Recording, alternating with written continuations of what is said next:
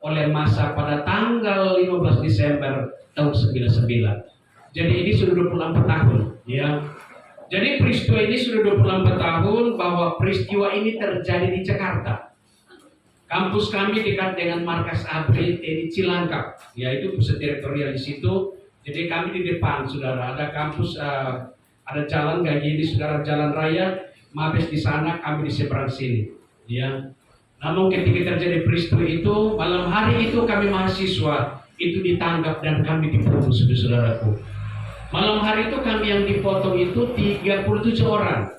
Yang meninggal 2, satu namanya Sariman dan satu sendiri. Tapi karena kasih Tuhan, Tuhan menghidupkan kembali saya, saudara. Di sini saya mau katakan bahwa ternyata kita punya Yesus hebat. Yesus yang kita sembah, Yesus yang hidup, ada amin. Dia sanggup memberi yang terbaik dalam hidup kita. Dan saya juga tidak pernah membayangkan bahwa saya bisa sehat seperti ini. Padahal dokter berkata kalau saya hidup, saya ini lumpuh. Dokter berkata kalau saya hidup, saya ini jadi bego-bego, saudara-saudaraku. Karena dokter sudah tahu, ya. Dokter berkata memang kalau saya hidup, saya ini lumpuh total, jadi bego-bego, saudara. Karena yang pertama, tulang leher tidak bisa disambung. Yang kedua, saraf-saraf tidak bisa disambung. Yang ketiga, cairan otak udah keluar. Yang keempat, tulang leher putus, saudara-saudara. Tapi malam hari kita melihat bahwa kita punya Yesus yang hebat. Dia adalah dokter di atas segala dokter yang sanggup memberi yang terbaik dalam hidup kita. Dan malam hari ini pun saya memang setiap orang punya kesaksian masing-masing. Pendeta Lijen juga penyakitnya juga berat, tapi dia dibawa ke neraka, saudara, bertemu dengan Lucifer. Itu, ya. Dan sebentar juga sebelum itu dia akan berikan lagi kesaksian singkat juga gitu, ya. Bang Kaleb di sana kalau lihat dia jalan juga begini, itu mobilnya hancur, tapi Tuhan nolong dia di dalam Robasio 1 bulan, namun Tuhan jaga dia dan dia sembuh, saudara. Karena kita punya Tuhan ini hebat. Yesus yang kita sembah, Yesus yang hidup. Tapi seringkali banyak orang gampang meninggalkan Tuhan Yesus, saudara. Sehingga malam hari ini, saudara, bahwa ada tema yang saya mau bagikan di sana, bahwa ada kehidupan setelah kematian. Ini orang nggak pernah berpikir di sana, ya.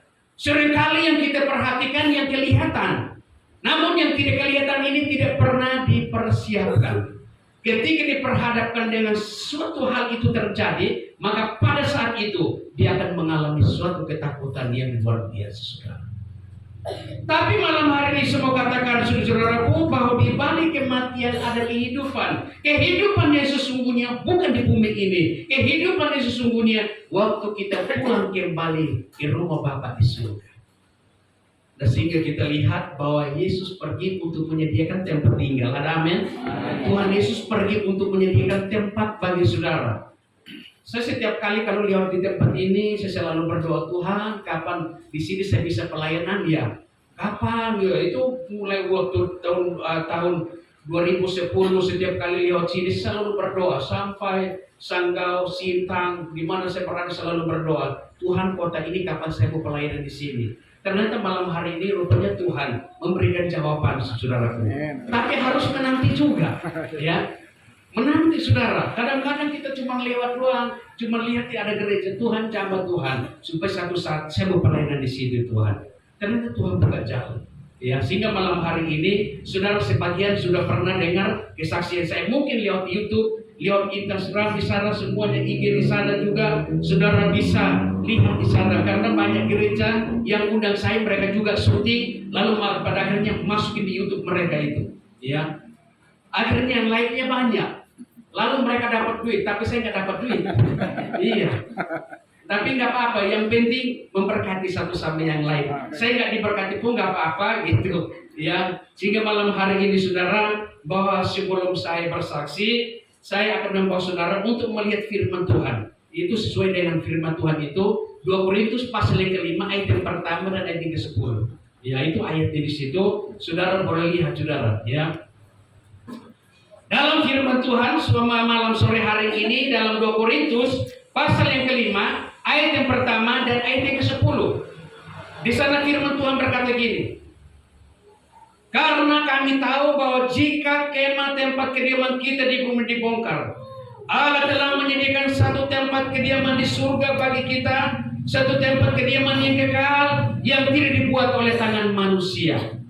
Ayat yang ke-10, sebab kita semua harus menghadap takhta pengadilan Kristus, supaya setiap orang memperoleh apa yang patut diterimanya sesuai dengan yang dilakukannya dalam hidupnya ini, baik ataupun jahat. Ini 2 ayat, saudara. Berarti tempat tujuan akhir hidup kita ini bukan di bumi ini. Ada amin? Amin. Tempat akhir hidup kita bukan di kota ini. Tempat akhir hidup kita bukan di Indonesia. Tempat akhir hidup kita, maka kita akan pulang kembali ke rumah Bapa di surga. Karena memang Yesus dia berkata, akulah jalan dan kebenaran dan hidup. Tidak seorang pun datang kepada Bapa kalau tidak melalui aku. Ada amin? Amin. Aku pergi untuk menyediakan tempat tinggal, namun saya akan menyediakan kamu seorang penolong, yaitu Roh Kudus. Ada amin? Maka Roh Kudus ini yang harus membuka hati pikiran kita, harus kita membuka hati kita untuk menerima dia secara pribadi, sehingga pada akhirnya kita ini bisa mengenal dia secara pribadi. Pada akhirnya kita bisa bertumbuh dan berakar di hadapan Tuhan. Bagaimana supaya kita bisa menghadirkan dia dalam hidup kita? Maka satu-satunya setiap pribadi harus berkata, Tuhan, hati saya terbuka untuk menerima Engkau. Maka masa lalu kita itu masa yang jahat, masa di dalam jurang yang paling dalam. Namun ketika kita mengenal Tuhan, kita dipindahkan ke dalam terang ajar Tuhan untuk mengenal dia secara pribadi.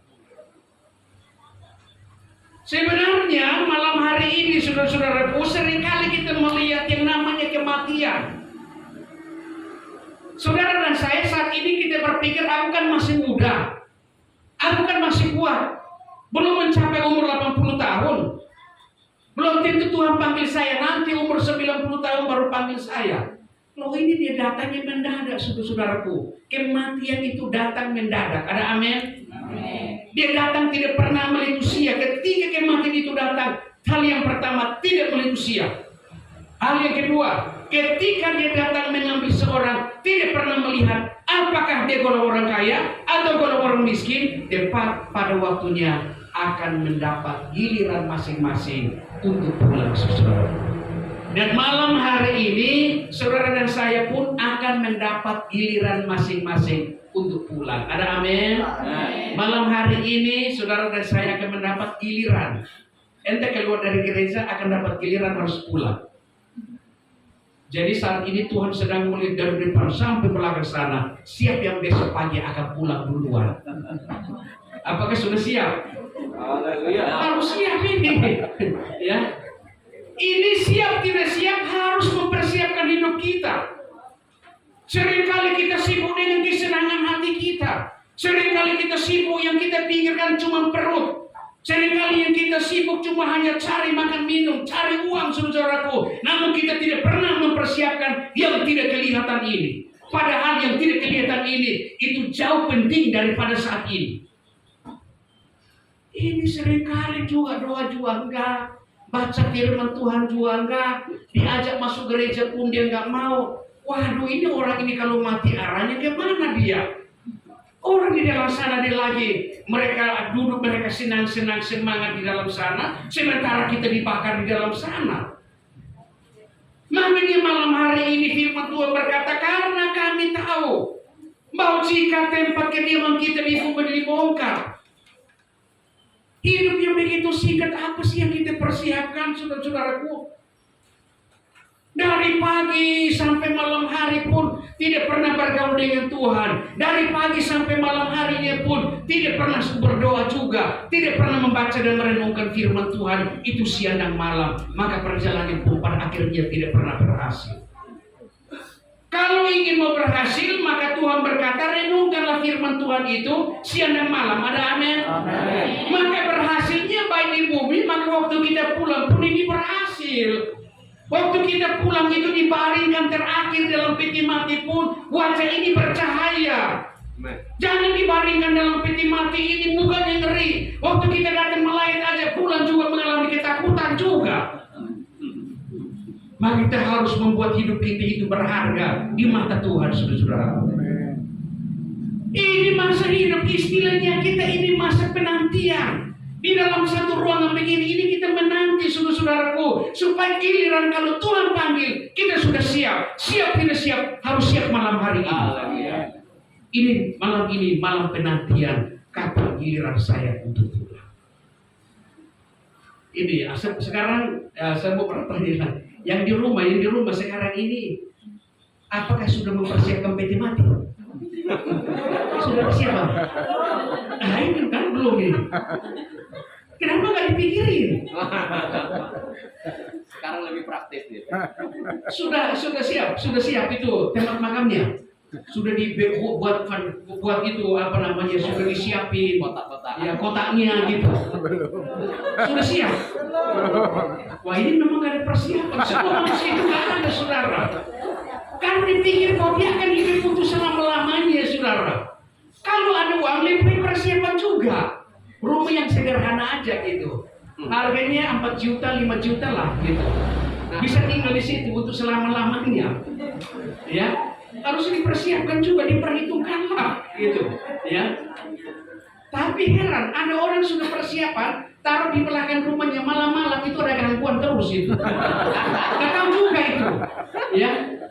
Ada orang sudah persiapan udah peti matinya gitu ya, namun malam-malam itu kadang-kadang membeku, ada yang ketuk-ketuk itu apa di dalam peti matinya saudara. Akhirnya mengalami ketakutan, dia pergi taruh di tempat jualan itu saudara. Diantar kembali gitu, udah jual aja gitu. Memang Tuhan nggak boleh, jangan siapin dulu. Siapkan yang tidak kelihatan itu dulu. Ada amin? Jadi Tuhan memang minta supaya mempersiapkan yang tidak kelihatan itu dulu. Maka yang tidak kelihatan itu yang penting. Ada amin? Nanti kalau besok kalau kita mati tiba-tiba berdiri, udah pasti orang lain kasih peti mati kok. Ada amin? Pasti pakai balas siapin itu. Mereka siap. Makanya gak amin siap-siap juga. Benar itu, ya. Apakah ada yang sudah persiapan? Itu baju atau baju jas gitu kan? Udah persiapan?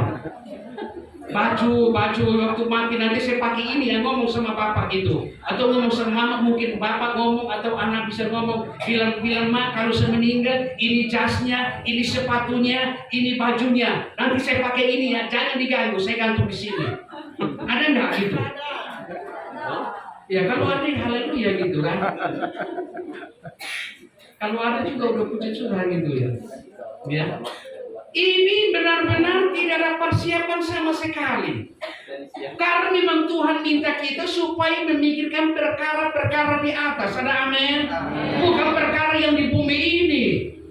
Dan tubuh ini kan dipersiapkan juga, yang kelihatan yang tidak dipersiapkan pun tidak apa-apa. Namun Tuhan meminta supaya mempersiapkan yang tidak kelihatan itu diisi dengan firman Tuhan itu setiap saat. Maka otak pikiran manusia ini harus setiap saat diisi dengan firman Tuhan. Diisi dengan firman Tuhan. Baca firman. Renungkan firman Tuhan itu siang dan malam. Jangan memberikan ruang pikiran yang sempit bagi iblis untuk masuk tinggal dalam pikiran kita. Banyak orang akhirnya pikirannya ini, otaknya ini besar, namun pada akhirnya nggak pernah diisi dengan firman Tuhan, yang diisi dengan keinginan daging, saudaraku. Maka otak manusia ini yang sering kali diisi di dalam Galatia pasal yang kelima ayat yang ke-19 itu. Coba buka lagi itu. Itu otak manusia di situ semua itu. Coba buka dulu. Jadi semuanya kok lihat saya ya. Iya, jadi buka dong supaya baca gitu ya. Galatia pasal yang kelima ayat yang ke-19 sampai 21 itu. Ini kalau nggak diisi dengan firman Tuhan, otak ini kalau nggak diisi dengan firman Tuhan, maka pada akhirnya diisi hanya Galatia pasal yang kelima ayat yang ke-19 itu. Maka dia berkata, bilang perbuatan daging telah nyata. Yang pertama namanya percabulan, kecemaran, hawa nafsu, penyembah berhala, sihir, perseteruan, perselisihan, iri hati, amarah, kepentingan diri sendiri, percitraan, roh pemeca, kedengkian, kemampuan, pesta pora, dan sebagainya. Terhadap semuanya itu kuperingatkan kamu, barang siapa melakukan hal-hal seperti yang telah kubuat dahulu, bahwa barang siapa melakukan hal yang demikian, dia tidak mendapat bagian dalam kerajaan surga. Ini otak pikiran si bagian itu diisi. Kalau nggak diisi dengan firman Tuhan, ini yang diisi dan ini tersimpan di dalam otak pikiran kita. Nah, sehingga seringkali kita ini marahnya minta ampun. Kalau iblis itu sudah menguasai pikiran kita, menguasai hidup kita ini, maka makanya sifat kita ini pemburuknya minta ampun, saudara. Apalagi kalau udah orang sudah marah, ini mukanya juga ngeri. Apalagi kalau dia tidak pernah membaca dan merenungkan firman Tuhan, ketika dia marah ini, iblis mulai menguasai orang ini. Kalau dia bilang ambil parang, pasti ambil parang potong orang. Karena apa? Firman tidak tinggal dalam hati pikiran mereka. Ada amin? Kalau firman tinggal dalam hati pikiran manusia, maka pasti ada cinta kasih akan mengalir dalam setiap kehidupan orang-orang yang percaya kepada Yesus. Tapi kalau firman Tuhan itu tidak pernah mengalir dalam hidup kita masing-masing, maka pada akhirnya yang ada ini yang cuma yang tadi kita baca, keinginan daging itu. Seringkali sakit hati, seringkali namanya dendam, menyimpan akar kepahitan yang begitu luar biasa, marah sedikit nyampe minggu depan gak mau datang di gereja lagi. Sedikit-sedikit marah, sedikit-sedikit benci orang. Karena apa? Karena firman tidak pernah tinggal dalam hidup orang yang demikian. Kalau ingin supaya firman tinggal dalam hidup kita, maka marilah cari Yesus sungguh-sungguh. Kalau cari Yesus, maka firman itu tinggal dalam hidup kita. Hidup kita ini berharga di mata Tuhan. Maka kita ini ditebus dengan darah yang mahal, ya. Kalau kita ditebus dengan darah yang mahal, maka perbuatan kita pun ini juga harus yang baik. Tapi ini seringkali ini leher putus, saudara, karena orang nggak mengenal firman, ya.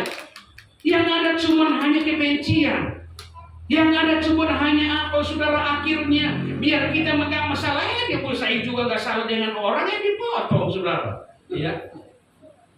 Nggak pernah saya ganggu orang, tahu-tahu ditangkap, dipotong, saudara. Nggak pernah sakit hati, nggak pernah berantem sama orang, tahu-tahu ditangkap, leher putus, saudara. Tapi untung Tuhan baik, bisa hidup lagi. Amin.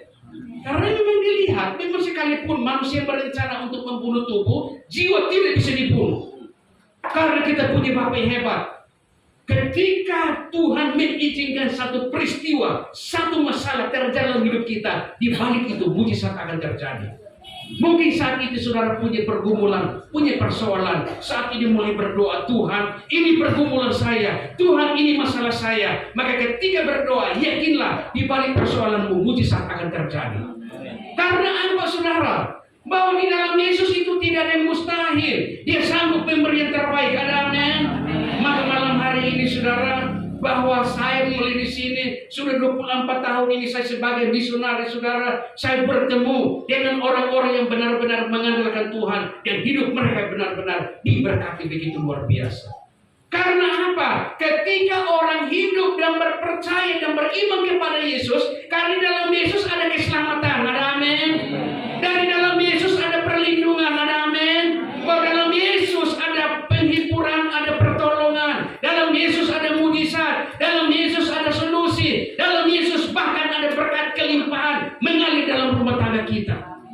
Kalau kita mengandalkan Yesus, saudara, akhirnya malam mulai tidur. Sebelum tidur mulai tumpang tangan. Ketika kita tumpang tangan, maka di sana mulai kita berkata, Tuhan berkati keluargaku, Tuhan berkati suamiku, Tuhan berkati istriku, Tuhan berkati anak-anakku, Tuhan berkati pekerjaanku, Tuhan berkati bisnisku, apapun yang aku kerjakan berhasil di dalam nama Yesus. Tumpangkan tangan untuk dirimu sendiri, maka sumber damai sejahtera itu akan mengalir, bahkan mujizat itu akan mengalir dalam hidup kita masing-masing. Tinggal aktifkan. Ini namanya pencurahan Roh Kudus. Itu nggak usah dicurahkan lah. Dia sudah ada, tinggal aktifkan dalam hidupmu. Selama ini dia cuma hanya diam. Roh Kudus sudah tinggal dalam hidupmu. Dari kecil kita sudah jadi Kristen, tapi kita nggak pernah aktifkan kuasa itu supaya kita bisa merasakan yang namanya kehadiran Tuhan hidup dalam hidup kita. Ada amin? Makanya ketika murid-murid ini mereka berkumpul di satu tempat, di situ pun Roh Kudus itu dicurahkan. Mereka ini bisa berkata-kata dengan bahasa lain. Tinggal kita aktifkan aja. Ada amin? Tinggal aktifkan aja lewat api ya, jangan malas dong gitu. Kalau malas ya Roh Kudus juga nggak pernah aktif. Kalau nggak pernah baca firman Tuhan juga Roh Kudus tetap tidur. Ya, Tuhan cuma minta renungkan firman Tuhan itu siang malam. Cari dahulu kerajaan Allah dan kebenarannya, maka semua itu akan ditambahkan bagimu. Tapi kalau nggak, saudara, yang kita cari cuma hanya yang keinginan mata, keinginan daging. Ya, pada akhirnya pun kita ini hidup kita pun tidak akan baik lagi, saudara. Malahan hidup kita semakin hari bukan semakin baik, semakin hancur, saudaraku. Lalu pada akhirnya memang di ayat yang ke-10 itu bilang mempertanggungjawabkan perbuatan yang baik, perbuatan yang jahat. Mungkin seringkali kita berkata, aku melakukan ini, suami saya nggak tahu. Aku melakukan ini, mama saya nggak tahu. Aku melakukan ini, istri saya nggak tahu, suami saya nggak tahu. Tapi mata Tuhan berada di segala penjuru untuk mengawasi yang baik dan yang jahat, saudara-saudaraku. Ini mata Tuhan berada di segala penjuru untuk mengawasi yang baik dan yang jahat. Makanya seringkali kalau kita marah, jangan sampai matahari terbenam. Ada amin? Karena kalau besok itu iblis lebih parah lagi itu. Akhirnya terjadi masalah sedikit dengan suami istri, ini satu ambil parang kejar yang satu. Ini kalau sudah iblis sudah menguasai hati orang, waduh ini luar biasa, saudara. Maka malam hari ini, saudara, marilah kita mengaktifkan Roh Kudus itu tinggal dalam hidup kita. Ketika terjadi pertengkaran dalam keluarga, maka di sana pun hati pikiran kita kembali tenang. Ketika kita mulai ada masalah sedikit pun, mulai Roh Kudus akan berbicara, kamu berlutut, pandang kepada Yesus. Maka di saat itu kita berdoa, Tuhan pun pasti akan menolong hidup kita. Loh, ini tulang leher putus aja Tuhan sambung, apalagi cuma masalah itu. Ada amin? Ini tulang leher putus Tuhan sambungkan lagi loh, ya. Karena saya kena percaya bahwa di dalam Yesus itu ada kuasa. Dia sanggup memberi yang terbaik. Sehingga malam hari ini bahwa dia datang itu untuk mencari orang berdosa. Kita semua ini orang berdosa. Maka malam hari ini mulai katakan, Tuhan, aku ini orang berdosa, ampuni saya. Maka ketika kita minta ampun, ada pengampunan dari Bapa. Ada amin? Tapi seringkali banyak orang ketika melakukan kejahatan, wah dia jauh dari Tuhan. Dia tidak mau kembali lagi. Tahu-taunya waktu dia balik tinggal peti mati dia. Nah kalau kita masih stroke mungkin masih enak lah gitu, ya. Tapi kalau ini mati jantungan, saudara, ya. Mati jantungan ini membawa beban yang sangat berat. Sampai di sana pun pasti ketika Tuhan membuka kitab ini, bilang kenapa kamu lakukan itu? Ini sampai di sana mempertanggungjawabkan loh, ya. Maka di sana ada kehidupan yang sesungguhnya. Saya bersyukur, berbahagialah orang yang percaya kepada Yesus. Amen. Surga bukan tempat tersembunyi lagi. Surga itu di depan mata saudara dan saya. Yang penting jangan tinggalkan Tuhan Yesus. Ada amin? Amen. Karena kalau kita meninggalkan Tuhan Yesus, waktu kita pulang yang jemput siapa? Tidak mungkin kita lipat tangan begini, tiba-tiba roh kita keluar. Umpama roh kita langsung keluar begini, langsung surga. Wah, surganya bagus banget ya. Ini kalau kita datang nggak pakai, tadi kita dengan Sampurna dekat sana, baru buka Google Map-nya. Oh, bilang lewat, kamu udah ketemu sampai di sana. Ini kami pakai Google Map-nya aja, itu udah sampai di atas sana, ngasar juga. Cari alamat di bumi aja ngasar, bagaimana alamat di surga? Bahwa sebenarnya kehidupan yang sesungguhnya bukan di bumi ini. Maka firman Tuhan berkata, ayat yang terakhir berkata dalam Mazmur 90 ayat yang ke-10, masa hidup kami 70 tahun, jika kami buat 80 tahun, lebih dari itu penderitaan dan kesukaran. Masa hidup kami 70 tahun, kalau kami buat 80 tahun, lebih dari itu penderitaan dan kesukaran. Nah ini hidup ini begitu singkat. Hari ini kalau umur kita sudah 50 tahun berarti sisa 20 tahun lagi. Hitung-hitungan ini. Kalau saat ini umur kita sudah 60 tahun berarti tinggal 10 tahun itu dia hidup. Nah kalau dilihat ya Tuhan kasih ponislah 10 tahun, 20 tahun lah gitu. Makanya tiap hari kalau hitung begini tidak boleh main-main. Harus benar-benar mempersiapkan, ada amin. Harus memikirkan yang tidak kelihatan ini. Ketika dibaringkan dalam peti mati, wajah Tuhan itu bercahaya dalam wajah kita. Ada amin. Waduh, dia pulang ini penuh dengan sukacita, ya. Tapi seringkali ada orang yang kalau pulang mukanya gelap banget gitu, hitam gitu. Pernah nggak lihat orang kalau mati mukanya ngeri, ya? Pernah nggak lihat? Atau pas dia Tuhan panggil dia, matanya melotot begini. Itu udah lihat apa itu? Saya pernah itu doakan orang gitu. Itu pertama kali doakan orang sakit. Baru pertama kali doakan orang sakit mati, saudara. Pertama kali doakan orang sakit sama teman gitu, ya. Doa, tahu-tahunya tiba-tiba istrinya pegang tangannya erat-erat, tiba-tiba langsung lihat begini dia mati. Tiba-tiba Tuhan udah panggil, lalu istrinya menangis, "Bapak, jangan tinggalkan saya." Lalu saya buka mata begini, masa sih? Masa kita doakan orang ini kok dia mati gitu? Tapi kok matanya melotot begini ya? Matanya melotot kayak gini. Tapi teman saya ini, dia di seberang sana kan tempat tidur ini kan rumah sakit nih. Saya di seberang sini, istrinya kan di sini. Teman saya di sini dia. Akhirnya dia berdoa, dalam nama Yesus jamah dia, dalam nama Yesus sembuh. Iblis segala roh jahat, dia mencabut nyawanya, kami tolak dalam nama Yesus. Tapi saya lihat itu kan di rumah sakit itu kan ada layar, itu kan naik turun begini. Kalau naik turun begini, napasnya kan masih ada. Tak taunya langsung ini mati di tangan pendosa Fadi. Waduh, ini baru pertama kali. Tapi teman saya ini dia nggak buka mata, dia lagi doa tutup mata rapat-rapat. Dalam nama Yesus jamah dia, dalam nama Yesus jamah dia, sembuh. Lalu saya panggil dia, "Ya kok orang udah mati ya kok." Saya panggil dia.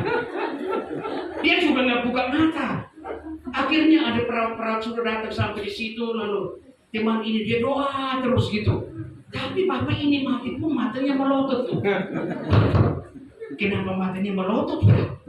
Apakah dia marah atau apa ya? Tuhan, kok bisa ya kalau orang mati memang matanya melotot begini ya Tuhan? Saya kan tanya Tuhan begitu. Tiba-tiba teman saya ini doa terus, dia semangat dia soalnya. Lalu di situ ada pena di saku saya ambil pena itu saya lempar dia. Gitu. Saya lempar teman ini kaget dia. Kenapa lempar saja? Doa kasih mati orang suami itu. Lu doa dari tadi orang udah punya suami udah meninggal. Belum meninggal. Ini matinya masih melotot. Iya, lihat kamu. Gimana sama kamu itu?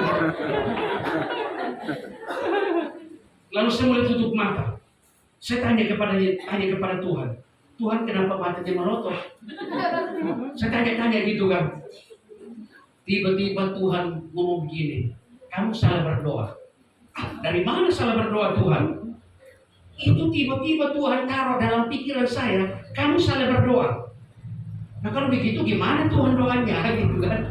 Ini kan baru pertama kali doakan orang sakit. Dari tadi kamu minta kesembuhan, dari tadi kamu usir setan. Tuhan ngomong begini, kamu belum membimbing dia untuk membuka hati supaya orang ini menerima Yesus. Kamu dari tadi kamu usir setan terus. Makanya kamu salah berdoa. Waduh, ya kok kita salah berdoa, ini Tuhan bicara. Nah kalau begitu gimana ini? Lalu di situ saya ngomong sama teman saya bilang Yakob, saya ngomong sama dia, ini orang ini matanya melotot, itu dia masih ada di sini dia. Sekarang bisikin dia supaya dia terima Tuhan, jadi telinga dia, supaya dia membuka hati menerima Yesus dulu. Sementara ini ketika rohnya keluar, kenapa matanya melotot? Karena di depannya ada jurang, dia nggak bisa jalan. Ada jurang maut di situ. Nah, makanya ini ada jurang maut. Dia mau jalan kemana? Makanya mata melotot. Mau lari kemana ini? Ada jurang. Bagaimana caranya? Akhirnya Tuhan berkata, bimbing dia dulu, terima Tuhan Yesus. Membuka hati menerima aku dulu. Tapi ini gimana? Ini banyak orang keluar nih sudah datang marah-marah di sini. Saya bilang gak apa-apa, lu doakan dia, bisikin dia terima Tuhan Yesus pakai bahasa Timur. Nah itu, pakai bahasa Timur, bahasa kami lah. Pada di orang Jawa itu. Makanya dia terbuka hati terima Tuhan Yesus pakai bahasa Timur. Gitu. Akhirnya teman saya mulai sebelum dia ngomong, Bapak ikuti doa saya, tapi ngomong pakai bahasa Timur gitu. Bilang Tuhan Yesus, akhirnya bilang ikut doa saya. Tuhan Yesus, saat ini saya membuka hatiku untuk menerima Engkau sebagai Tuhan dan Juru Selamat pribadi saya. Tuhan Yesus saat ini, lalu dia hidup ini, lalu dia doa gitu. Saya lagi buka mata perhatikan Bapak ini. Matanya lama-lama mulai turun, ini mulai turun. Lalu perawat itu satu datang dari sana, dia mulai enggak tutup lagi begini. Dia tertutup sendiri, saudara. Ternyata Bapak ini langsung tutup mata begini, ya udah dia pergi dia. Akhirnya tiba-tiba keluarganya mulai datang, mereka juga kamu begini, mereka tanya, ini berdoa dari mana gitu? Kamu baru berdoa ini kalau keluarga saya meninggal. Loh tadi kami disuruh sama Pak Pendeta di sana, gitu. Lalu teman saya telepon itu pendetanya datang, lalu pendeta itu ngomong gini, bilang, Domingus, kamu sama Yakob kamu dipakai sama Tuhan. Kamu harus tes talenta kamu supaya kamu bisa tahu kalau talenta kamu untuk bisa kamu tumpang tangan orang itu pasti sembuh. Berarti kamu tumpang tangan untuk orang yang sakit. Berarti kalau orang ini mati itu bukan talenta kamu. Mulai sekarang nggak boleh doakan orang sakit ya. Ya gitu. Kalau begitu itu keringat besar itu. Itu keringat begitu luar biasa. Akhirnya selama 3 tahun kami tidak pernah pelayanan lagi. Orang bilang kalau selesai ibadah begini, lalu kita bawa firman, akhirnya bilang altar call, kami tidak pernah altar call, langsung kasih pakai bala, kami langsung hilang. Bukan mata begini, mana Domingus, mana Yakob, hilang, kami sudah pergi. Karena kami tidak mau doakan orang sakit. Karena baru tumpang tangan masuk orang mati. Itu kami gak mau, saudara. Tapi apa yang terjadi, saudara? Malam hari itu sekitar jam 1 malam 3 tahun kemudian entah mimpi, dan ini bukan mimpi, ini benar-benar nyata, saudara. Kami tinggal di lantai 2, saudara, bersama teman saya tidur di bawah pakai kasur, saya di atas tempat tidur. Saya pergi kencing, waktu saya pulang baru sadar tidur kayak gini. Tiba-tiba baru tutup mata kayak gini, langsung ada suara ngomong begini, Domingus, Yakob, kenapa kamu meninggalkan pekerjaanku? Saya buka mata gini, kayaknya Yakob yang panggil saya nih. Kayaknya Yakob teman saya ini mungkin dia lagi ngomong, dia tidur mungkin apa namanya. Dia ngomong sendiri itu. Lalu saya panggil, saya kasih bangun dia. Yakob, tadi kamu ngomong begini ya? Saya lagi tidur kok, siapa yang ngomong? Tapi ini ada suara ngomong begini. Domingus, Yakob, kenapa kamu meninggalkan pekerjaanku? Nah ini Tuhan akan panggil kita ini. Kamu lagi mimpi, udah kamu tidur aja lah. Gitu. Akhirnya tidur lagi. Ketika saya tidur, saudara, tiba-tiba langsung dalam baru tutup mata begini, tak tahunya di dalam ruangan ini terangnya luar biasa. Padahal lampu semuanya mati, saudara. Itu percaya begitu luar biasa dalam ruangan itu. Lalu saya buka mata begini, Tuhan membuka mata roh saya, dan di situ saya lihat Tuhan Yesus. Dia berdiri di sana, dia bersandar di tembok begini sambil kami begini, sambil dia tertawa, saudara. Akhirnya saya bangun, Yakob, ada Tuhan Yesus datang di sini. Yakob bangun, Tuhan Yesus datang. Tiba-tiba mana Tuhan Yesus ini, kamarnya gelap. Lalu saya ngomong gini, Tuhan Yesus, Yakob tidak lihat engkau Tuhan. Jangan dia Tuhan, supaya dia bisa melihat engkau Tuhan. Karena memang kami sudah 3 tahun kami meninggalkan pekerjaanmu. Kami tidak melayani lagi. Karena kami takut Tuhan, baru tumpang tangan orang sakit mati Tuhan. Gitu. Akhirnya apa yang terjadi, saudara? Tiba-tiba Yakob ini dia tahu ini gelap semua, tapi saya lihat ini terang, saudara. Lalu Tuhan menjamah teman saya ini. Akhirnya waktu dia buka matanya dia langsung terang di dalam ruangan itu. Dia lihat Tuhan Yesus juga. Tiba-tiba dia langsung ngomong, dia berdoa begini, dalam nama Tuhan Yesus, kalau setan pergi, kalau Tuhan Yesus berdiri. Dia langsung doa kayak gitu, dia ada kecil gitu. Dalam nama Yesus, kalau iblis pergi, kalau Tuhan Yesus berdiri. Tuhan Yesus cuma nonton, lihat begini. Lalu itu saya sadar, ternyata hubungan antara anak dengan Bapa selalu dekat. Di saat kita meninggalkan dia tidak pernah. Di saat kita meninggalkan Bapa, dia tidak pernah meninggalkan kita, saudara. Dia tahu kita ini berharga di mata Tuhan. Dia tahu bahwa Tuhan akan panggil kita. Namun di saat kita mundur aja, Tuhan itu datang bicara, kenapa kamu meninggalkan pekerjaanku? Akhirnya saat itu kami mulai kembali lagi pelayanan di rumah sakit. Akhirnya ternyata banyak orang yang kami doakan, sembuh juga. Ternyata di situ Tuhan panggil, dan Tuhan memberikan kuasa itu, saudara. Memang kuasa itu karena imanmu, bukan karena kuasa itu dalam pendetanya, tapi karena imanmu, maka kesembuhan itu akan mengalir dalam hidupmu. Ada amin? Akhirnya di saat itu bahwa Tuhan cuma minta karena imanmu. Tuhan cuma pakai kita sebagai hamba Tuhan, tumpang tangan, beriman kepada Yesus, maka penyakitmu juga akan sembuh. Akhirnya benar, mulai tahun 2004 kami kembali pelayanan sampai hari ini, saudara. Karena saya kadang percaya, saudara, bahwa kita punya Bapa, Dia tidak pernah jauh-jauh dari hidup kita. Di saat kita berdoa, kita bisa merasakan kehadiran Bapa di samping kita. Ada amin? Pernah nggak merasakan kehadiran Tuhan? Ini dalam ini aja kita tahu kok Bapa ada di sini. 2-3 orang berkumpul, nah ini banyak nih. 2-3 orang berkumpul dalam namaku, aku ada di situ. Makanya Tuhan lihat dari depan sampai belakang. Siapa yang besok pagi aku ambil itu? Ini siapa ini? 2-3 orang berkumpul dalam namaku, di situ aku hadir. Maka Tuhan mulai melihat isi hatinya. Siapa yang setia akan tinggal, dan siapa yang tidak setia besok akan kuambil biar dia pulang. Makanya malam ini mulai setia. Ada amin? Memang kalau mati sih enak-enak, namun kenapa harus cepat-cepat pulang gitu? Ya, kalau kita pulang sampai di sana pun tiap hari itu cuma nyanyi doang. Tiap hari cuma hanya pujian penyembahan. Ya, cuma dulu-dulu kayak gini juga. Tapi selagi kita masih di bumi ini, maka marilah kita pakai hidup kita ini supaya mencari jiwa-jiwa yang terhilang. Ada amin? Masih banyak orang yang belum mengenal Tuhan. Orang ibadah pun dia pergi, ditawarin datang ke gereja pun dia pergi. Kalau tiap minggu pun ibadah, kalau di sana ulang tahun dia pergi makan hari ulang tahun di sana. Dia mulai jauh daripada Tuhan. Maka malam hari ini ikut Tuhan harus serius. Ada amin? Ikut Tuhan harus sungguh-sungguh. Karena hidup ini singkat, saudaraku. Makanya malam hari ini saudara mulai berpikir bahwa hidup ini singkat. Supaya malam ini kalau pulang sebelum tidur, Tuhan Yesus, aku mau tidur Tuhan, tolong saya. Besok pagi saya bangun, biarlah bangun dengan sukacita. Ada amin? Jangan tidur kayak kucing gitu. Doa juga enggak, besok pagi tuh tahunnya udah lewat itu saudara. Mau kasih bangun dia pun udah lewat dia. Enggak bangun-bangun, tidur panjang selama-lamanya. Makanya malam hari ini supaya jangan tidur panjang. Ada amin? Biar 80 baru 81 tahun atau 85 tahun baru tidur panjang. Ada amin? Jangan cepat tidur. Harus melayani Tuhan dulu. Ada amin? Maka Tuhan pakai saudara malam hari ini.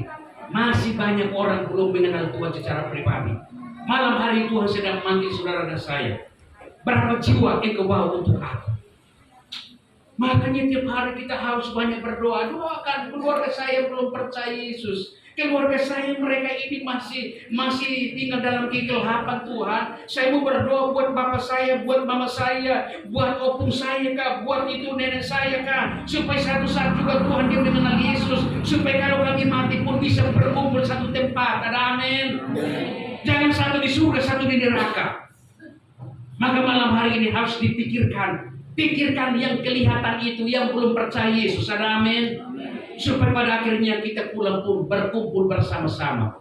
Nanti satu saat kalau ini semuanya kita masuk surga, maka di sana pun kita bertemu lagi. Wah, waktu lalu kita KKR bersama-sama di sana kan? Iya. Kita kan berkumpul bersama-sama ini sampai sana kan ketemu juga. Karena di balik kematian ada kehidupan. Makanya malam hari ini pun harus ikut Tuhan serius. Ada amin? Ini yang saya bagikan biarlah menjadi berkat saudara. Saya bersaksi bahwa malam hari itu jam 7 malam saya sudah tidur. Menjelang jam 9 malam masih itu masuk. Akhirnya kampus kami dikepung.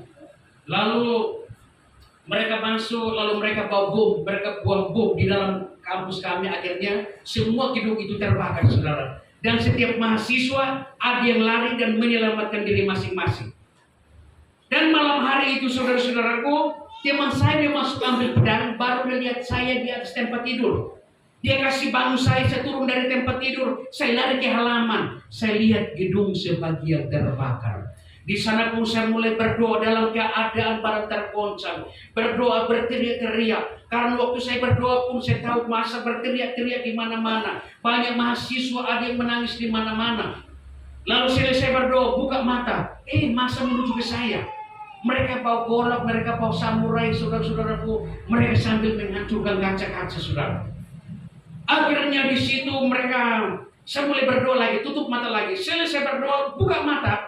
Lalu saya lihat ke depan, mereka semakin dekat saya. Masa begitu banyak ya? Masa kan banyak itu. Lalu saya lihat ke arah kanan, belum ada orang, saya lari ke sana. Baru 4 langkah, bertemu dengan massa. Mereka pakai senter. Itu ada mahasiswa, tangkap, bunuh. Akhirnya saya lari balik lagi, lari ke arah kiri. Baru 4 langkah, bertemu dengan massa lagi. Mereka pakai senter. Itu ada mahasiswa, tangkap, bunuh, Tuhan bunuh Tuhan. Lalu saya mundur. Waktu saya lari ke belakang, saudara, itu pikiran saya lari ke tembok.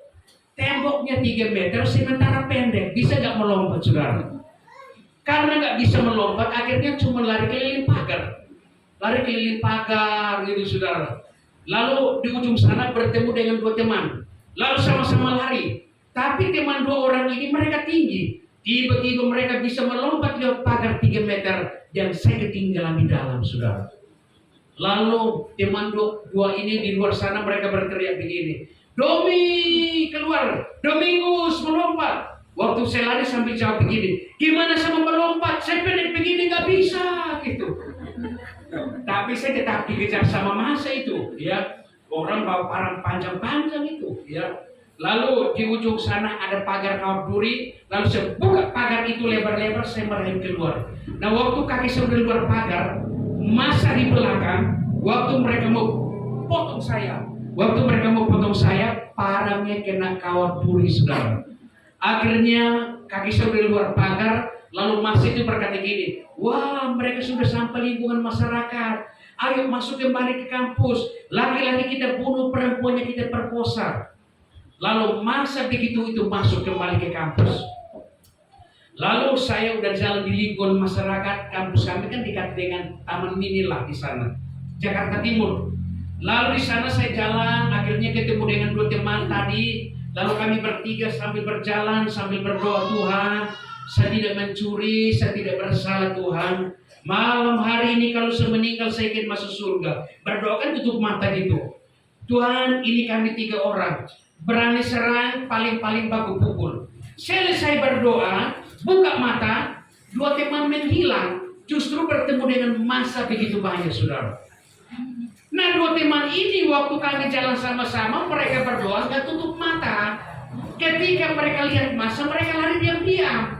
Karena saya tutup mata, ya ketinggalan di situ lagi, saudara. Ya dari kecil kalau berdoa kan tutup mata. Padahal di situ ada musuh. Buka mata begini mau lari kemana? Ada orang udah bawa parang di depan gitu kan. Akhirnya 2 teman ini mereka lari. Massa ini mereka bagi 2 kelompok. Akhirnya 2 teman ini dikejar, lalu 2-duanya ditangkap. Yang satu dicincang 9 kali, yang satunya mati malam hari itu, saudara. Akhirnya saya malam itu saya lari menuju ke rumah teman. Di sana ketuk pintu, tidak ada yang membuka pintu bagi saya. Lalu saya berdoa penyerahan diri yang terakhir. Selesai berdoa, saudara, lalu saya ketuk lagi pintu. Jarak antara rumah dan jalan raya dekat kayak gitu.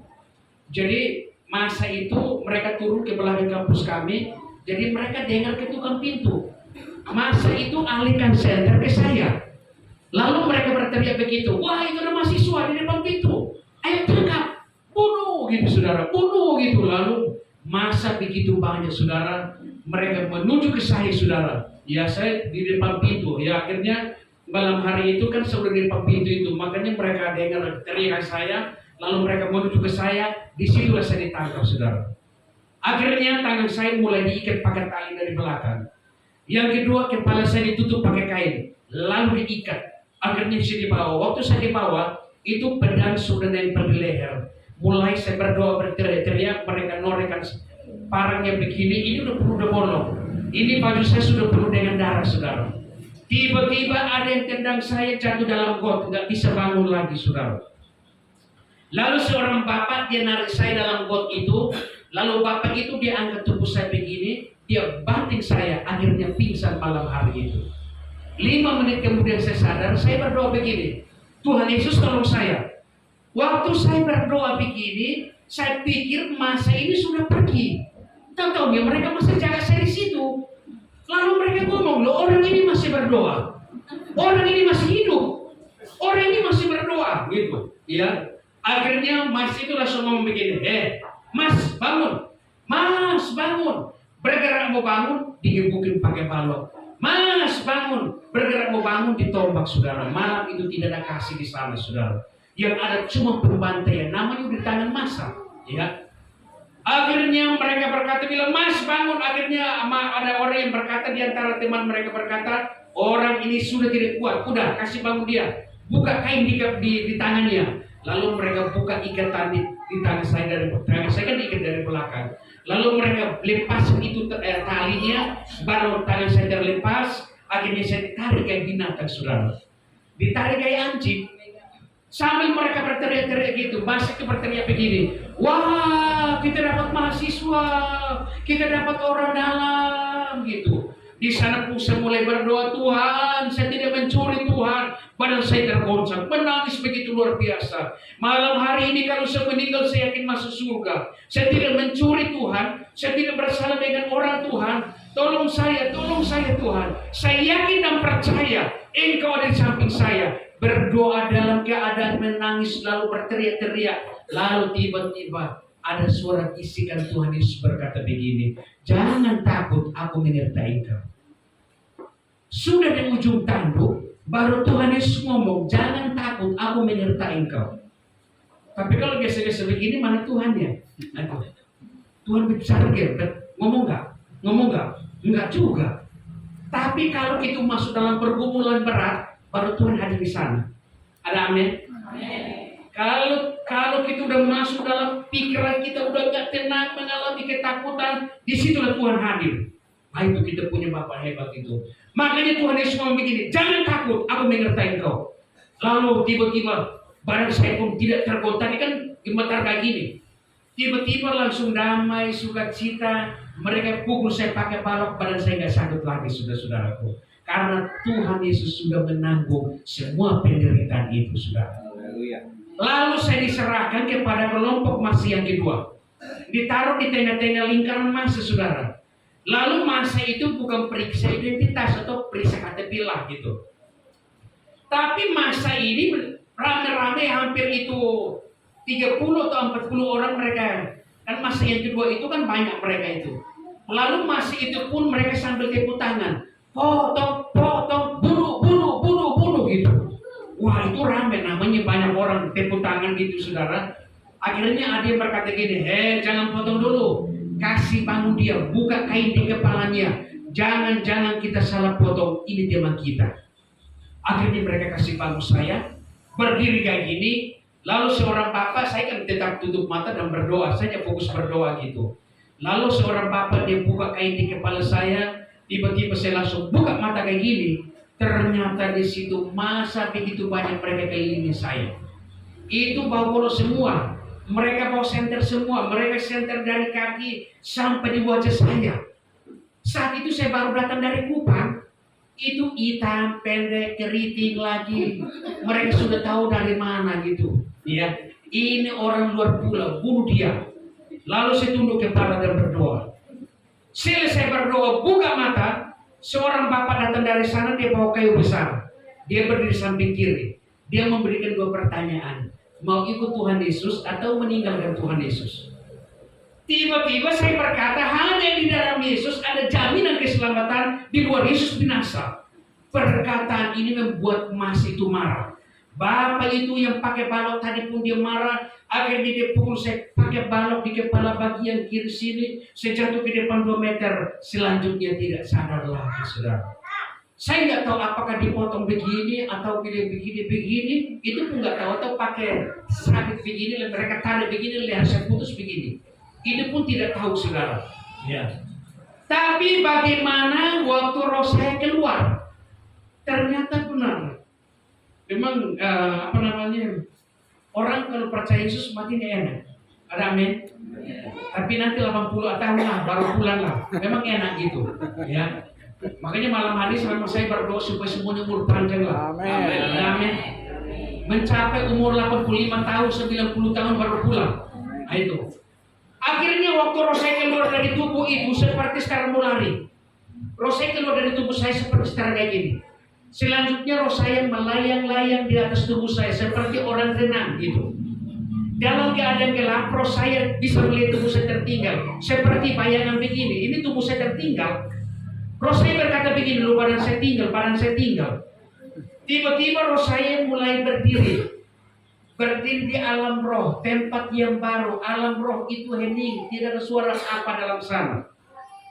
Akhirnya roh saya cuma hanya lihat begini. Ini mau kemana? Nah itu, ya. Akhirnya roh saya cuma hanya lihat begini. Roh saya tetap berkata gini. Tiba-tiba langsung ngomong begini, mau kemana ya?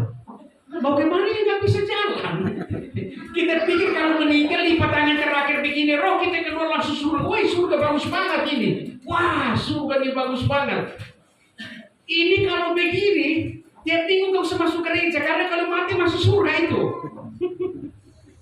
Ini kalau begitu, yang penjahat-penjahat di luar sana, saudara, yang malas-malas masuk gereja pun mereka masuk surga semua. Nah kalau begitu seperti itu, ini di surga itu pasti terjadi perkelahian. Orang yang setiap tiap minggu masuk surga, tak tahu nih waktu kita sampai di sana, emang kita loh, kamu tiap minggu gak pernah masuk gereja, namun kamu kenapa kamu di sini? Enak kan? Makanya tiap minggu jangan masuk gereja. Saya gak masuk gereja, tapi kamu di surga. Tapi ternyata Tuhan memang beda, saudara.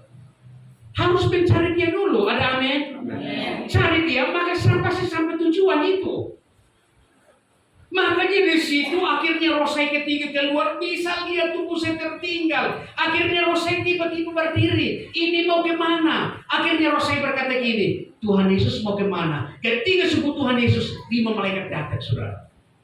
Kuncinya Tuhan Yesus. Amin. Itu kunci kehidupan. Makanya jangan ganti Tuhan Yesus. Harus tetap Yesus, ada amin? Amin. Kalau Yesus terukir dalam sini, ini bikin tato besar di sini, Yesus gitu. Ada amin? Amin.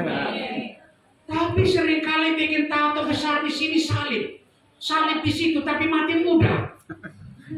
Karena tidak kuat pikir itu salib, akhirnya mati muda dia. Makanya lebih baik jangan bikin salib di tubuhmu. Ada amin? Ini loh, ada itu di keluarga saya loh. Keluarga saya itu, pemuda satu ganteng, badan besar, badannya penuh dengan tato, saudara. Tapi pulang malam pergi pesta itu, pulang langsung muntah-muntah lewat dia. Tak tahu waktu muntahnya itu bau alkohol semua. Rupanya orang kasih racun, mati dia. Lalu waktu ibadah kita datang melayat untuk ibadah. Pendeta ini mulai khotbah, saat ini kita bersyukur, saudara kita saat ini sudah berada bersama Tuhan Yesus dalam surga. Mana surga dia mati semalam dia datang mabuk, dia mati kok. Mati karena mabuk, mana surga dia? Ah ini pendeta salah ngomong ini. Sebentar saya mau betulin ini. Kan saya juga ada di situ, saya mau bersaksi. Mari kita buka firman Tuhan dulu. Yang keinginan daging gitu kan. Kemampukan ada itu. Kemampukan pesta pora, ya. Kemampukan. Wah ini kalau yang namanya orang kalau minum itu kan ya setengah gelas aja cukup, ini 2-3 jaragen. Kok ini? Apakah di sini ada yang minum juga? Ada juga. Iya memang harus minum ya satu gelas aja cukup lah. Jangan satu botol juga lewat juga. Kalau Tuhan tidak kalau selesai minum Tuhan berkata nilai dosamu udah begitu banyak, udah pulang, akhirnya lewat juga. Akhirnya di situ saudara, makanya ketika roh saya keluar dari tubuh saudara, itu bisa melihat tubuh saya tertinggal. Makanya kuncinya bilang Tuhan Yesus mau kemana? Makanya 5 malaikat datang, saudaraku. Akhirnya roh saya langsung berkata, ini malaikat yang terbaik, pasti membawa roh saya ke jalan yang benar. Baru ngomong kayak gini saudara, satu malaikat keluarin tangan putih panjang, satu malaikat pegang di tangan sebelah kanan roh saya ditarik masuk dalam terang itu. Tapi kita tidak mungkin harus masuk langsung dalam terang itu, gak bisa. Harus benar ada kekuatan dari dalam terang ini untuk narik, baru kita bisa masuk. Akhirnya ketika berada dalam terang ini, di situ ada damai, ada sukacita begitu luar biasa. Waduh itu damainya luar biasa. Akhirnya di situ lalu bersama dengan 5 malaikat itu ada damai, dan di situ awal kehidupan yang baru. Lalu tiba-tiba 5 malaikat ini mereka bagi. 2 malaikat dari samping kanan, 2 malaikat dari samping kiri, 1 malaikat berdiri di depan roh saya. Lalu tiba-tiba 5 malaikat ini mereka komunikasi, mereka ngobrol satu sama yang lain. Namun roh saya tidak mengerti bahasa apa yang mereka pakai. Malaikat ini mereka tingginya hampir 2,5 meter ke atas sana. Roh saya lihat mereka begini. Mereka pakai jubah putih semua. Akhirnya ketika mereka selesai bagi posisi saudara, lalu tiba-tiba selesai komunikasi. Malaikat yang di depan, dia melangkahkan kaki. Ada satu jalan terbuka. Jalan ini lurus terang luar biasa saudara. Ketika jalan ini terbuka, di pinggir kiri kanan gelap, di dalam kegelapan itu terjadi perubahan. Di sana ada suara tangisan dan penderitaan. Sebelum ada jalan itu terbuka, di alam roh itu hening, nggak ada suara apa-apa. Namun ketika jalan ini terbuka, jalan ini lurus terang luar biasa seperti pakai senter satu arah lagi tuh ya. Tiba-tiba waktu malaikat ini kami roh saya bersama 5 malaikat ini berjalan, tiba-tiba di situ ada suara tangisan dan penderitaan dalam kegelapan itu. Mereka menangis minta pertolongan kepada 5 malaikat ini supaya malaikat ini keluar di tangannya supaya dari mereka. Siapa yang benar dalam kegelapan ini? Tuhan Yesus berkata, karena mereka menolak saya, karena mereka tidak beriman kepada saya, saudara. Sehingga ketika mereka dipanggil sama Tuhan tidak sampai. Malaikat datang juga tidak ada, mereka tidak jemput loh. Ya. Akhirnya melakukan perjalanan cukup jauh. Semakin jalan ini semakin sempit. Di ujung sana ada pintu seperti lubang jarum. Pintu itu oval, saudara-saudaraku. Akhirnya roh saya berkata gini, Tuhan Yesus pada saat besar tidak mungkin masuk. Tapi 2 malaikat dari samping kanan, lalu mereka antri di depan pintu, 3 malaikat di depan pintu. Lalu mereka masuk. Akhirnya roh saya tiba-tiba ngomong gini, Tuhan Yesus, badan saya kecil pasti masuk. Tiba-tiba selesai ngomong kayak gitu, saudara, tentunya waktu roh saya melangkah, tentunya sudah melewati pintu yang sempit. Di balik sana ada taman yang indah dan luar biasa. Taman itu indah yang luar biasa. Lalu 2 malaikat dari belakang mereka ikut. Akhirnya mulai berjalan dalam taman yang indah yang luar biasa. Apakah itu taman Firdaus? Mungkin juga. Apakah itu halaman surga? Mungkin juga, saudaraku. Secara manusia kalau menginjakkan kaki dalam taman itu, mungkin gak mau pulang-pulang, saudara. Akhirnya roh saya bersama dengan 5 malaikat ini melakukan perjalanan cukup jauh sekitar 4 kilo. Tiba-tiba roh saya ngomong begini, dalam taman itu. Roh saya ngomong begini, Tuhan Yesus, ini kan taman, berarti ada rumah. Baru berkata bilang rumah, Tuhan Yesus memperlihatkan satu istana yang megah luar biasa di ujung sana, di bawah sana itu. Ya. Akhirnya roh saya ngomong begini, Tuhan Yesus, itu rumah, berarti ada orang di dalam. Tapi istana ini megahnya luar biasa, saudara. Nanti satu saat kalau saudara pergi, pasti akan lihat itu, masuk dalam istana itu. Pasti akan masuk di tempat itu. Akhirnya roh saya langsung bersama 5 malaikat itu lalu turun tangga. Ada 7 tangga, turun, lalu menuju ke rumah itu. Ternyata dalam rumah itu persis kayak dalam gereja. Di sana ada pujian, penyembahan kepada Tuhan.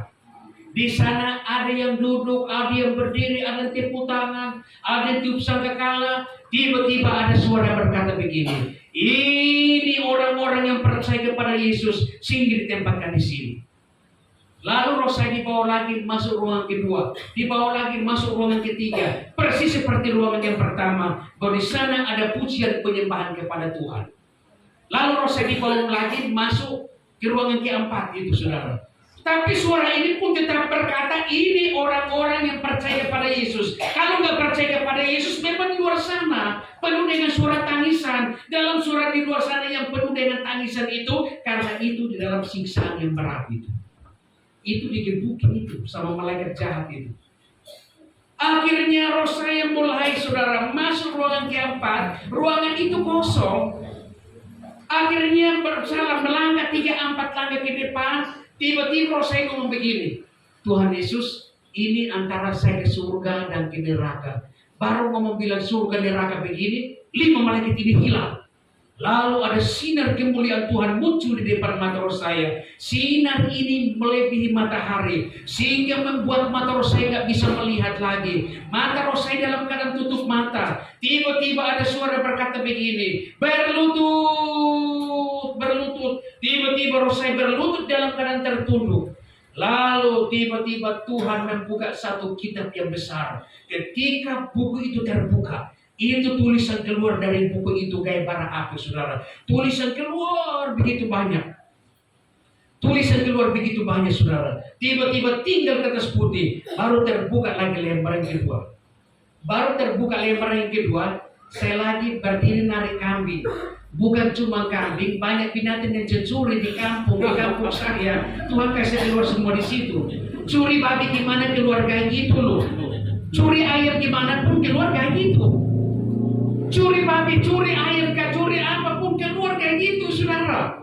Padahal umur saya baru 19 tahun, dosa saya banyak banget itu. Curi sapi gimana keluar kayak gitu?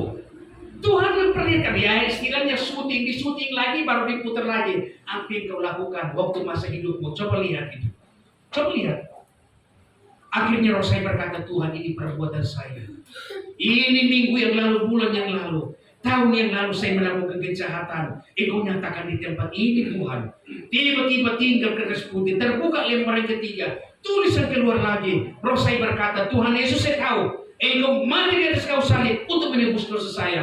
Tiba-tiba tinggal kertas putih, terbuka lembar yang keempat, tidak ada tulisan lagi. Roh saya buka mata begini, buku ini hilang. Ya. Lalu roh saya ke sinar tadi, sinar itu hilang. Di tempat sinar itu hanya ada altar yang bulat, ada mimbar yang bulat. Itu percaya begitu luar biasa. Akhirnya roh saya itu mau begini, oh ini tempat Tuhan Yesus, ini takhta surga.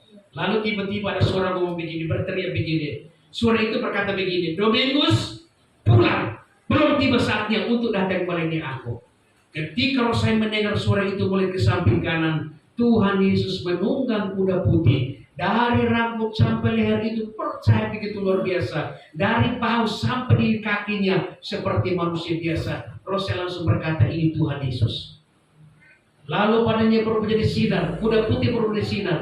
Roh saya langsung berkata gini, Tuhan Yesus mau pulang. Lalu waktu bilang pulang begini, tiba-tiba roh saya balik begini. Dalam sekejap roh saya masuk dalam tubuh saya, tiba-tiba kaget. Waktu kaget, ingatan yang pertama, lu kenapa pulang? Kok hidup lagi? Tadi kan di surga. Tadi bertemu dengan Tuhan Yesus, kenapa nggak tinggal di situ? Kok pulang lagi? Tapi kok haus ya? Waktu bilang haus, baju saya basah. Lalu saya pegang begini, rupanya ada gumpalan darah besar-besar. Saya masukin 3 gumpalan darah dalam mulut saya telan darah saya. Lalu badan saya mulai tiba-tiba tergoncang lagi. Tiba-tiba mulai tergoncang kayak gini, kayak orang potong ayam. Tiba-tiba begini, tiba-tiba mati lagi. Ambil darah, jilat lagi, jari tangan mulai bergerak lagi begini. Baru ingat, tuh, tadi saya dipukul jam 10 malam. Sekarang jam berapa ya? Membuka mata nggak bisa, ini kan udah pecah jadi darah kering. Lalu saya mau akhirnya saya kepingin mau bangun, mau jalan lah. Mau angkat kepala begini, tiba-tiba kepala saya jatuh. Tiba-tiba udah kayak gini loh, Tuhan lihat saya putus. Akhirnya tiba-tiba saya langsung ketakutan, saya berteriak, tolong, tolong. Suara keluar dari sini, tolong, ini kan udah bolong ini. Ini kan dari sini kan yang pegang cuma depan ini, udah begini nih. Ya. Akhirnya singkat cerita, ada yang datang angkat saya ke binatang, akhirnya dibawa ke rumah sakit. Sampai rumah sakit, dokternya periksa, bilang ini 2 kemungkinan. Mati, kalau hidup, cacat seumur hidup. Karena yang pertama, tulang leher tidak bisa disambung. Yang kedua, saraf-saraf tidak bisa disambung. Yang ketiga, cairan otak udah keluar. Yang keempat, darah habis. Akhirnya pimpinan sekolah kami berkata gini, dokter jahit aja. Kalau meninggal yang penting tersambung lagi. Akhirnya dokternya cuma jahit kulit, tidak kasih bius, tidak kasih donor darah. 4 hari kemudian meninggal dalam ruang ICU. Ini meninggal yang kedua kali. Lalu dokternya berkata, Domingus meninggal, bawa dia ke ruang mayat. Gitu. Tapi keluarga saya berkata, jangan, cari kamar yang lain untuk diusahakan, didoakan, jangan-jangan dihidup lagi. Mereka pindah saya ke ruang biasa, mereka berdoa. Roh saya ini udah keluar, tubuh saya, roh saya ini udah keluar, meninggalkan tubuh yang kelihatan, yang dipoles ini, yang cantik, yang ganteng, pada akhirnya tinggal. Akhirnya saya keluar jalan di alam yang terang. Terangnya ya sebesar ruangan ini tapi panjang ke arah sana gitu. Saya berjalan sekitar 4 kilo waktu matiin kedua itu. Tiba-tiba ada suara lagi berkata begini, balik. Waktu saya begini, Tuhan Yesus berdiri di atas gumpalan awan. Lalu saya sambil lihat, tiba-tiba ada segumpalan awan turun dari sana, mulai tiba-tiba awan putih itu turun menutupi kepala Tuhan Yesus. Tiba-tiba saya langsung balik begini dalam sekejap, sudah berdiri di depan pintu kamar di rumah sakit, saudara. Lalu ada seorang perawat datang dari sini, lalu perawat itu buka pintu, lalu saya ikut perawat itu. Perawat itu ternyata menusuk ke tubuh saya di mana ditaruh, saudara. Akhirnya perawat itu ternyata udah 2 perawat di sana, ada 3 perawat ada di situ. Perawat yang satu mereka pakai alat pemacu jantung, ya mereka strong gini. Proses sambil lihat kayak gini. Mereka nggak lihat terus saya. Kalau saya bisa ganggu mereka, coba cubit yang suster yang cantik-cantik ini, coba saya cubit begini. Ada setan gitu kan, pasti merinding gitu. Ya bisa diganggu bisa. Tapi kita ini berharap di mata Tuhan, tidak pernah ganggu orang. Ada amin. Amin. Nah akhirnya 7 kali kemudian mereka angkat alat itu, tiba-tiba roh saya masuk dalam tubuh saya, tiba-tiba kaget. Waktu kaget begini, leher sini bunyi. Loh, leher saya kok bunyi ya? Tiba-tiba saya goyang kepala gini, loh kok enak banget ya? Leher saya tersambung lagi. Suster, coba buka ikatan di leher saya. Ketika suster buka penahan di leher saya, itu tidak sakit, itu lapar setengah mati. Karena sudah 4 hari tidak makan. Selesai makan turun jalan-jalan sampai pagi. Besoknya hari Minggu tanggal 19 Desember tahun 99, lalu bertemu dengan dokter sarafnya. Dokternya kaget, loh udah minggu sini. Dokter sama pulang, kamu ada keluarga di sini? Saya bilang gak ada keluarga di sini. Akhirnya dokter sambil jalan lihat saya, anak ini kalau dihidup pasti lumpuh total. Anak ini kalau dihidup pasti jadi bego-bego. Tapi kenapa dia ngomong? Ini dokternya berkata kalau saya hidup saya ini lumpuh. Dokter berkata kalau saya hidup saya ini jadi bego-bego. Sekarang saudara lihat depan, di mana begonya, di mana lumpuhnya, saudara. Amen. Karena dalam Yesus tidak ada mustahil, ada amin. Dia sanggup memberi yang terbaik, saudara. Yang ketiga kalau kita percaya, saudara, di saat kita tidak berdaya lagi di dalam ruang ICU itu, maka satu-satunya panggil Yesus, dia akan datang. Amin. Dia akan menolong hidupmu. Amin. Karena dia Bapa yang selalu hadir di sana, saudara. Satu-satunya penguasa surga dan neraka, Bapa sendiri. Iya. Yang lain mau menolak Yesus sudah apa-apa, nanti dulu dia pulang dulu. Baru dia akan tahu, saudara. Akhirnya di rumah sakit 4 hari sembuh total, sampai hari ini tidak pernah kontrol di rumah sakit. Malahan 3 bulan kemudian atau 3 bulan kemudian ada dokter saraf 2000 dokter, mereka berkumpul di Australia, mereka ambil saya untuk teliti leher saya dulu. Mereka teliti leher saya, kok bisa hidup lagi? Ya, akhirnya dokter berkata, ilmu kedokteran tidak bisa menjawab lagi.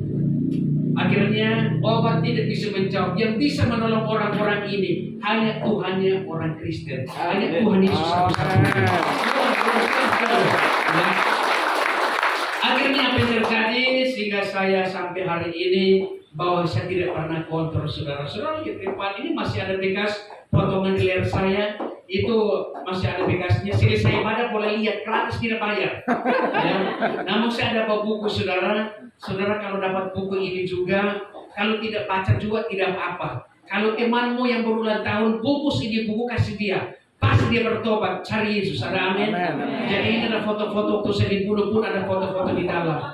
Harganya karena saya bawa dari Jakarta pikul dengan pesawat, maka harganya 50.000. Ya, misalnya saya mau dapat buku ini di depan. Saya nggak bawa banyak karena ya beratnya 20 kilo, jadi saya nggak bawa banyak-banyak gitu. Saya cuma bawa itu hanya 80 buku. Ya, maka ini Anda saudara, saya mau dapat buku ini saya bergumul hampir berapa tahun? 14 tahun, bahkan 15 tahun baru Tuhan jawab bilang cetak, akhirnya baru cetak ini, saudara. Ya, nanti selesai ibadah mau dapat buku ini, silahkan saudara ada di depan. Biarlah ini menjadi berkat buat saudara. Dan kita lihat ada liputan di CCTV, tapi ini kayaknya nggak terlalu. Bisa. Oh ya, coba. Kita coba ini. Supaya ini dibuka ya. Nah, Ini sekitar 6 menit selanjutnya saya kasih kembali ke ini Pak Lijan. Ya. Ya. Ya. Pakai karet aja gitu. Karet. Ini nggak apa-apa sih. Ya.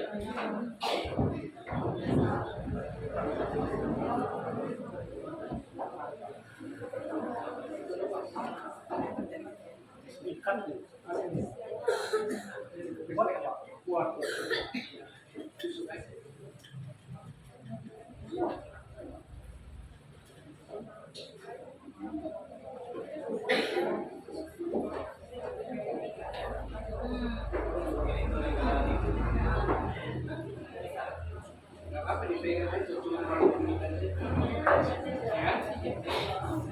Oke, dipegang ya. Oke, biar ini dipegang aja gitu. Ya, nggak apa-apa. Nah, ini ada harganya. Mahal. Atau Iya. saya paku ya. Pegang ya. Ya ini cuma perangkat pendeta aja nggak apa-apa. Iya. Hapusnya si kunci Pak. Oh iya ya. Yang kuat nanti saya roboh. Kuat Pak, ini kuat. Wah ini harus yang kecil yang naik gitu. Ya, ini siapa itu yang ini? Ayo kamu coba. Coba kamu posisi kayak Ya itu pas ya. ya. Oke dah. Nah gitu aja. Bisa kah? Ya, nanti Tuhan kasih hadiah. Nanti Tuhan Yesus kasih hadiah. Saudara itunya kan suaranya bos. Ada. Pakai mic aja. Pakai mic ini aja. Nah, pakai mic.